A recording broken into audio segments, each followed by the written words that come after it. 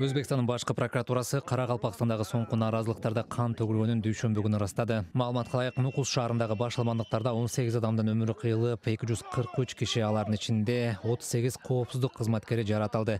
516 киши кармалып, кийинчерээк алардын көбү кайра бошотулду. Аймакта интернет жана телефон байланышы чектелгендиктен жабырлануучулардын санын көз карандысыз булактардан ырастоого азырынча мүмкүн эмес.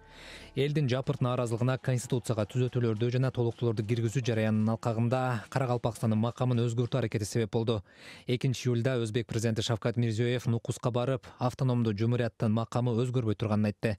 Максат муддамыз эмин эркин жашоо. Максатыбыз эркин жашоо. Ар бир адам өзүн эркин сезиши, улутуна, тилине, динине карабай мекенибизде эркин жашашы. Конституциялык реформа элдин эртеңки күнүн жакшыртууга багытталган. Бирок Каракалпак эли нааразы болсо, бир дагы берене эч качан өзгөрбөйт. Бирантта өзгөртүш кирилмейт. Дүйшөмбү күнү Өзбек парламенти баш мыйзамдын жаңы долбоорунда Каракалпакстандын суверендүү деген макамын өзгөртүүсүз калтырууну колдоду. Учурдагы Конституцияга ылайык Каракалпакстан Өзбекстандын курамына кирген суверендүү республика жана референдум аркылуу өз алдынча болуу укугуна ээ. Бирок 25-июнда коомдук талкууга чыгарылган баш мыйзамдын долбоорунда бул шарттар алынган болчу.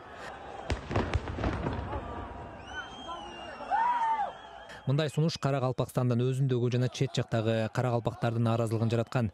1-июлда Нукустагы жүздөгөн адам катышкан митингдин тутанышына жергиликтүү активист Давлатмурат Тажымуратовдун кармалышы дагы түрткү берди.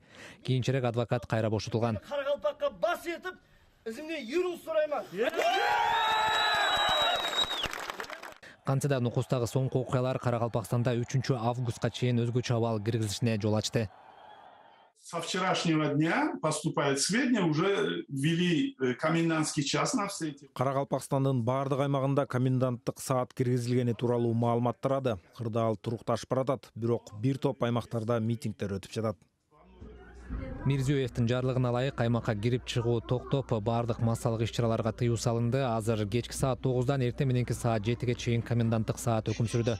4-июлда Кыргызстандын жана Өзбекстандын президенттери Садыр Жапаров менен Шавкат Мирзиёев телефондон сүйлөштү. Расмий маалыматка ылайык, Жапаров Кыргызстан Өзбекстанда болуп жаткан окуяларды абдан тынчсыздануу менен кабыл алганын айтып, өз убагында чечкиндүү жана макулдашылган аракеттердин аркасы менен Каракалпакстандагы кырдаал жөнгө салынганын белгиледи. Кубат Касымбеков.